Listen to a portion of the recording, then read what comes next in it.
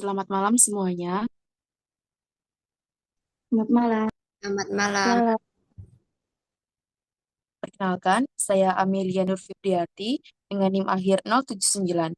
Di sini saya akan sedikit menjelaskan tentang mata kuliah biologi sel dan molekuler pertemuan ke-9, yakni topik substansi genetik pada sel. Di sini saya sebagai pemateri. Lanjut.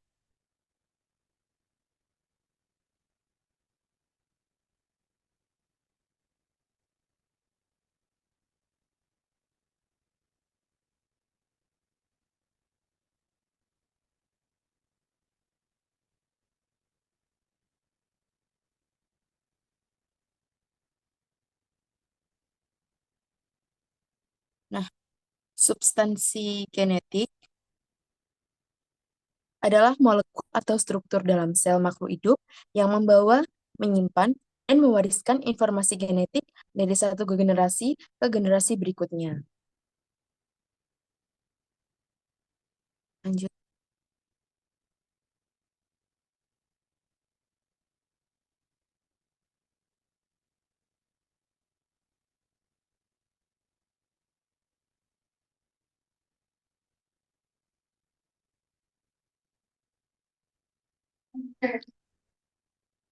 Sebelumnya perkenalkan nama saya Olivia Diatunga Dewi dengan NIM akhir 046. Nah, selanjutnya saya akan melanjutkan dari yang disampaikan Amel tadi, yaitu secara umum substansi genetik itu terdiri dari ada deoksiribonukleik asid atau DNA dan juga ribonukleik asid atau disebut dengan RNA. Nah, deoksiribonukleik asid itu merupakan substansi genetik utama pada hampir semua makhluk hidup. Virus tertentu bisa memiliki RNA. Terus terdiri dari nukleotida, yaitu glukosa deoksiribosa, fosfat, dan basa nitrogen ATCG. Selanjutnya, berbentuk double helix, struktur spiral ganda, dan bertanggung jawab atas penyimpangan kode genetik dan pengendalian sintesis protein. Pada RNA, substansi genetik pada beberapa virus, terus juga berperan sebagai perantara dalam ekspresi gen di mRNA, tRNA, dan juga rRNA. Terdiri dari nukleotida, yaitu gula ribosa, fosfat, dan basa nitrogen, yaitu AUCG. Dan umumnya berbentuk rantai tunggal. Next.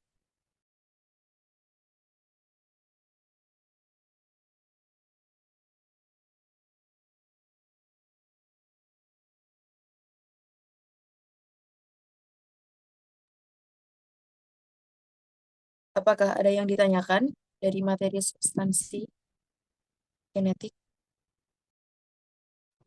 Saya izin bertanya. Ya, Adel, silakan. Seperti yang sudah dijelaskan pada RNA tadi, RNA kan merupakan substansi genetik pada beberapa virus. Jadi, apakah ada virus yang tidak memiliki RNA dan mengapa virus tersebut tidak memiliki RNA? Terima kasih.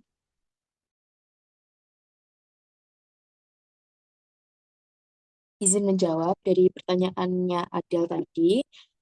Iya, ada virus yang tidak memiliki RNA, yaitu virus yang menggunakan DNA sebagai materi genetiknya. Virus dapat diklasifikasikan berdasarkan jenis materi genetik yang mereka bawa, yaitu RNA atau DNA. Beberapa virus seperti virus herpes, adenovirus, dan virus cacar memiliki DNA sebagai materi genetik utama dan tidak mengandung RNA. Perbedaan ini terjadi karena setiap virus memiliki strategi replikasi yang berbeda-beda. Virus RNA biasanya memiliki laju mutasi yang tinggi, sehingga lebih mudah beradaptasi, namun juga lebih rentan terhadap kesalahan replikasi. Sebaliknya, virus DNA memiliki replikasi yang lebih stabil dan akurat karena dapat memanfaatkan enzim dari sel inang. Oleh karena itu, ada virus yang tidak memiliki RNA karena secara evolusioner mereka memilih menggunakan DNA untuk mempertahankan stabilitas genetiknya dalam proses infeksi dan replikasi. Apakah menjawab, Adel? Sudah, terima kasih.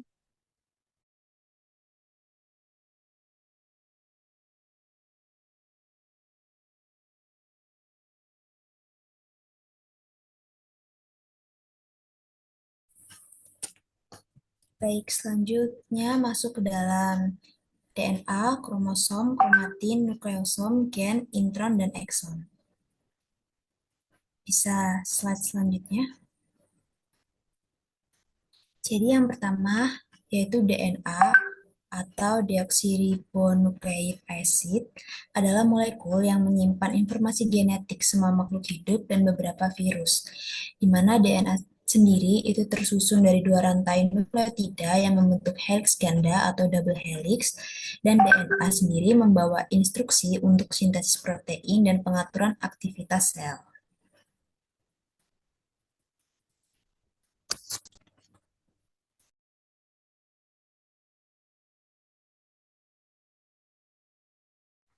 Baik, untuk selanjutnya, perkenalkan nama saya Sofin Rahmasari dengan digit NIM terakhir 053. Selanjutnya saya akan menjelaskan mengenai kromosom, kromatin, dan juga nukleosom. Nah, kromosom itu adalah struktur padat yang berbentuk benang ataupun batang yang terbentuk dari DNA yang terpilin rapat bersama protein histon. Dimana kita tahu dimana protein histon itu adalah protein yang menggulung beberapa nukleosom untuk selanjutnya nanti akan membentuk kromatin. Nah, kromatin sendiri itu adalah bentuk benang panjang dari kompleks DNA dan juga protein. Utamanya adalah histon yang terdapat di dalam inti sel selama fase interfase atau pembelahan. Nah, kemudian kromatin-kromatin ini nanti akan memadat dan juga akan membentuk beberapa nukleosom. Nukleosom itu adalah unit struktural dasar dari kromatin DNA sepanjang sekitar 147 pasang basa terpilin yang mengelilingi sebuah oktameter histon. Bisa di-scroll ke bawah.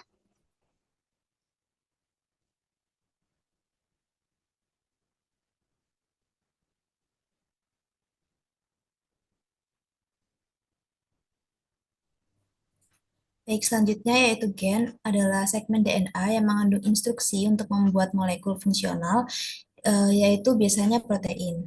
Gen sendiri itu terdiri dari bagian pengatur atau promotor, ekson atau bagian yang ditranslasi, dan intron atau bagian yang tidak ditranslasi, namun dapat mempunyai fungsi regulasi.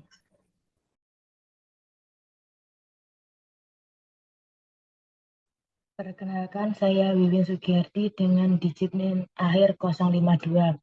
Saya akan menjelaskan tentang intron dan ekson. Intron adalah bagian dari gen yang ditranskripsi menjadi RNA, tetapi dihilangkan selama proses pemrosesan RNA atau splicing, sebelum diterjemahkan menjadi protein. Intron tidak mengode protein secara langsung, sedangkan ekson adalah bagian dari gen yang ditranskripsi dan tetap berada dalam mRNA setelah splicing, sehingga diterjemahkan menjadi protein. Ekson mengandung informasi nyata yang menentukan urutan asam amino dalam protein. Baik, selanjutnya bisa di-scroll ke bawah sampai pada bagian pengemasan DNA dalam kromosom. Baik, semuanya bisa dilihat di sini ada pengemasan DNA dalam kromosom, di mana kita ketahui bahwasannya materi genetik itu dikemas dalam kromosom. Nah, pada kromosom sendiri itu memiliki beberapa bagian ya. Bagian yang pertama itu ada DNA double helix, di mana DNA itu nanti yang telah berhasil direplikasi akan pinta untaiannya kan panjang, jadi nanti akan digulung oleh protein yang disebut dengan protein histon. Jadi protein histon ini membantu DNA itu digulung. Nah, kenapa digulung? Istilahnya adalah supaya tidak nyerimpeti seperti itu ya.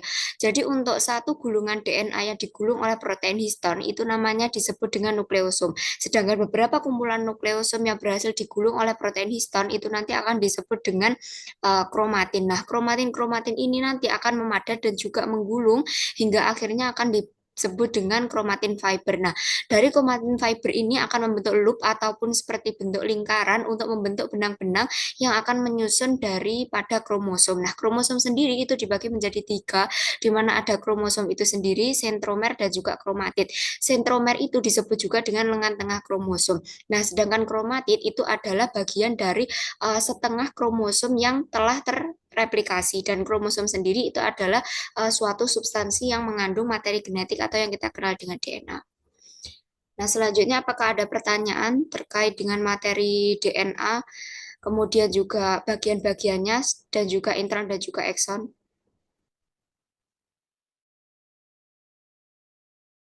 Baik, Nabiha silakan. Terima kasih atas kesempatannya. Izin bertanya, berdasarkan poin 5 dan 6, tadi yang intron merupakan bagian yang disingkirkan saat pemrosesan RNA, dan sedangkan ekson pada bagian nomor 6 tadi adalah bagian gen yang di protein. Nah, bagaimana posisi ekson dan intron tersebut dalam gen dapat mempengaruhi proses transkripsi ataupun translasi? Terima kasih.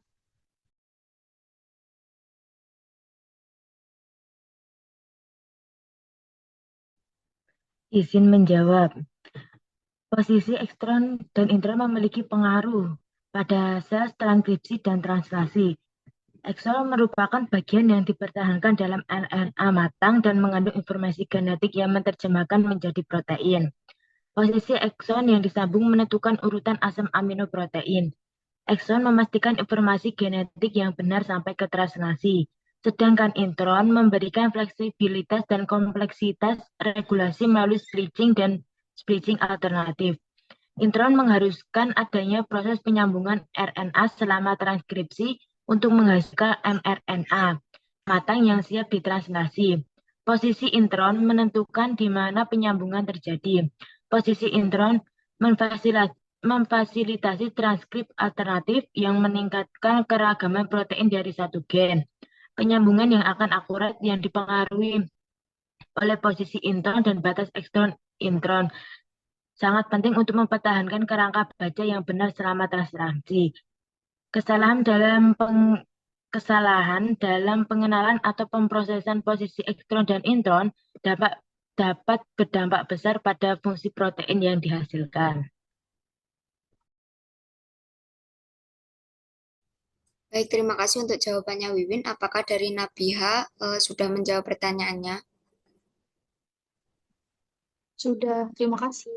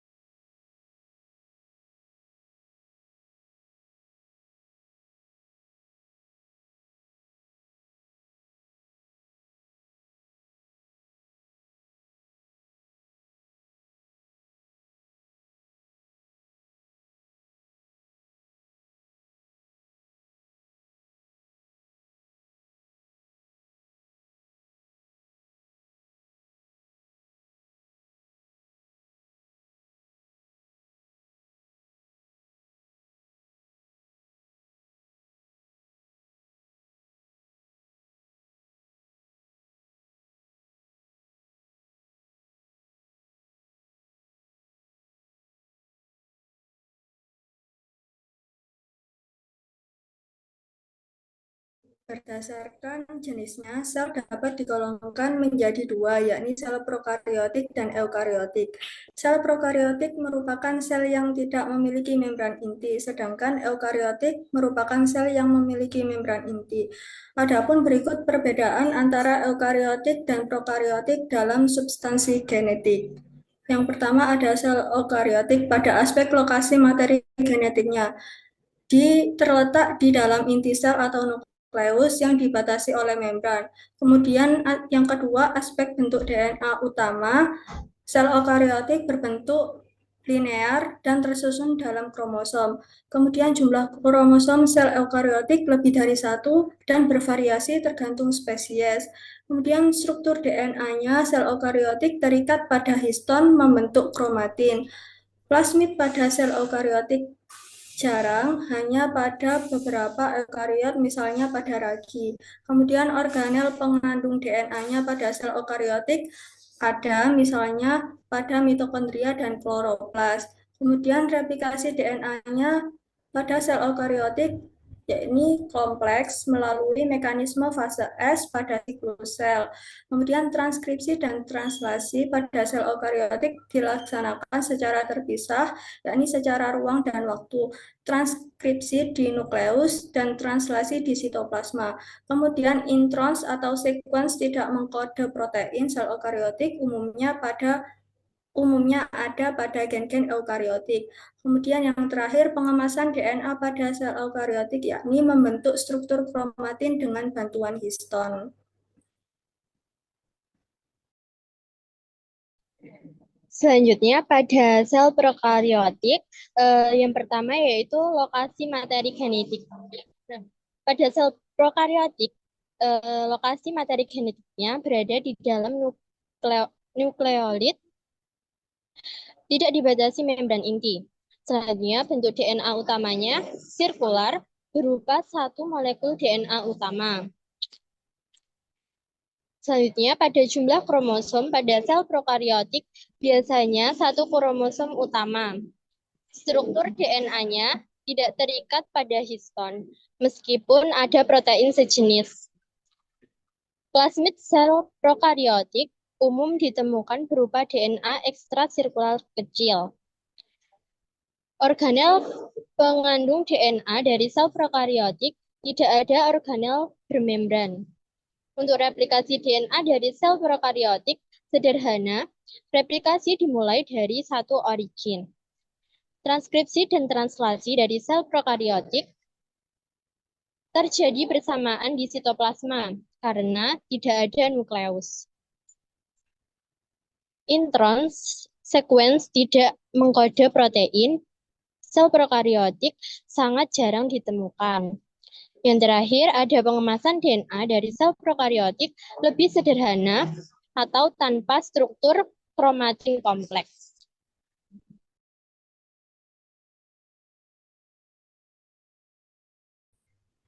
Jadi perbedaan antara eukariotik dan prokariotik pada substansi genetik, apa ada yang ditanyakan? Izin bertanya, Ya, Mel. pada sel eukariotik, DNA terikat pada histon dan membentuk kromatin. Apakah fungsi dari struktur ini dalam pengaturan dibandingkan dengan DNA prokariotik yang tidak terikat?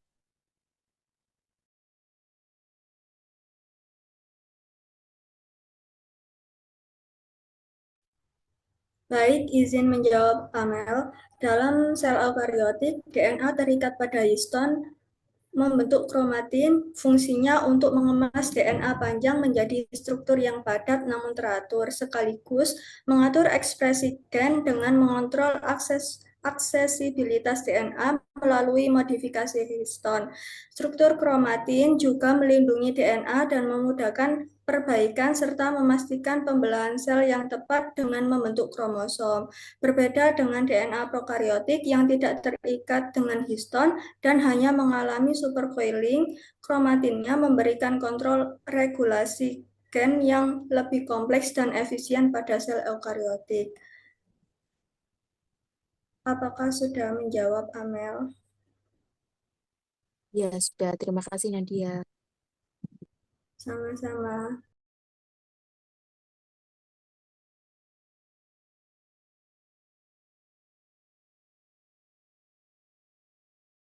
Baik, selanjutnya di sini saya atas nama Nabila Utiwardani dengan tim terakhir 072 akan menjelaskan genom, transkriptom, dan proteom atau omics. Next.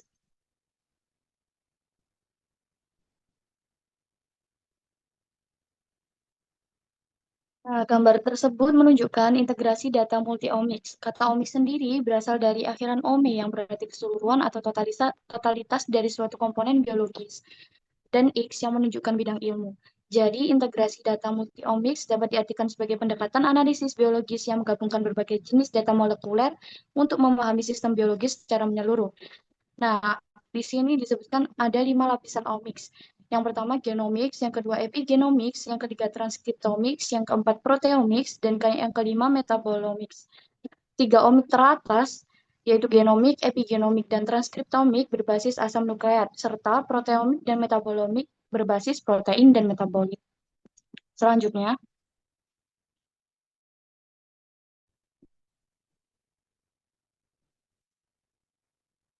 next.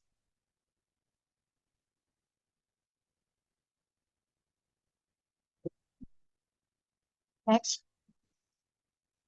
Nah, yang genomika atau genomics adalah studi komprehensif terhadap genom, yaitu seluruh materi genetik suatu organisme. Next.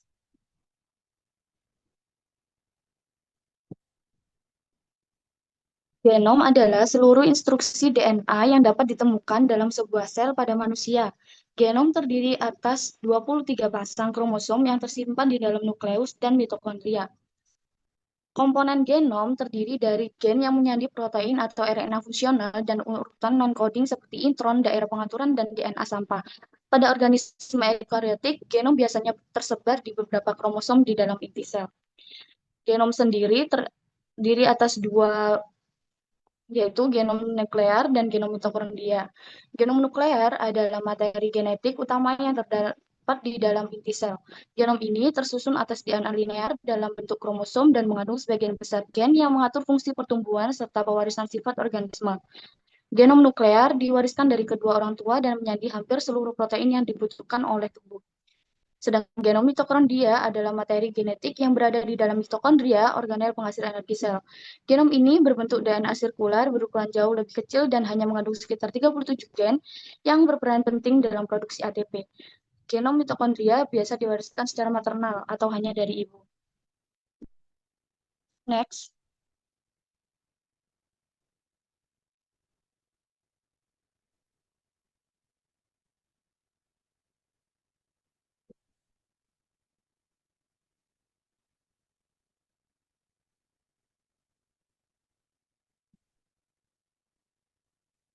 Next.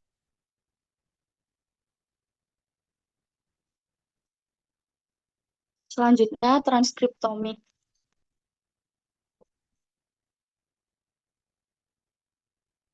Transkriptom adalah keseluruhan RNA yang ditranskripsikan dari genom dalam suatu sel pada kondisi tertentu.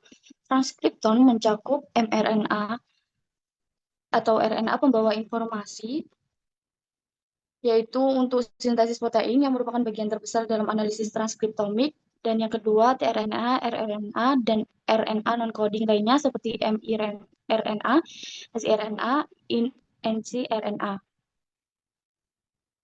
Catatan penting dalam transkriptom bersifat dinamis, artinya berubah tergantung pada jenis sel, waktu, dan kondisi lingkungan. Studi transkriptom dilakukan dengan teknik seperti RNA-seq atau mikroarray. RNA sequencing atau RNA-seq metode modern yang memungkinkan pemetaan seluruh transkriptom dengan presisi. Dan mikroarray teknik lebih lama yang menggunakan chip untuk mendeteksi ekspresi gen berdasarkan keberadaan probe yang cocok dengan mRNA target. Secara keseluruhan, transkriptomik memberikan pemahaman mendalam tentang bagaimana ekspresi gen dikendalikan dalam berbagai kondisi dan membantu dalam aplikasi medis, bioteknologi, dan penelitian dasar biologi. Selanjutnya akan dijelaskan oleh rekan saya. Silakan. Untuk selanjutnya, perkenalkan nama saya Deli Febrianti dengan digit NIM akhir 050. Yang selanjutnya yaitu proteomik. Proteom adalah keseluruhan protein yang diekspresikan oleh suatu sel, jaringan, atau organisme pada waktu tertentu dan dalam kondisi tertentu. Ini adalah hasil akhir dari ekspresi genetik melalui transkripsi dan translasi. Terdapat catatan penting, yaitu yang pertama, proteom jauh lebih kompleks daripada genom karena satu gen bisa menghasilkan banyak protein melalui splicing alternatif. Dan protein bisa mengalami modifikasi pasca translasi, misalnya pada fosforilasi dan glikosilasi. Yang kedua, studi proteom disebut proteomik dan menggunakan teknik seperti 2D, gel, elektroporesis, dan mass spektrometri. Next.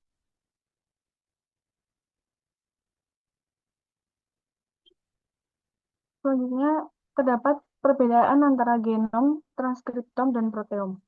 Genom berisi semua DNA, gen, dan non-gen, bersifat statis, dan teknologi studinya yaitu sequencing.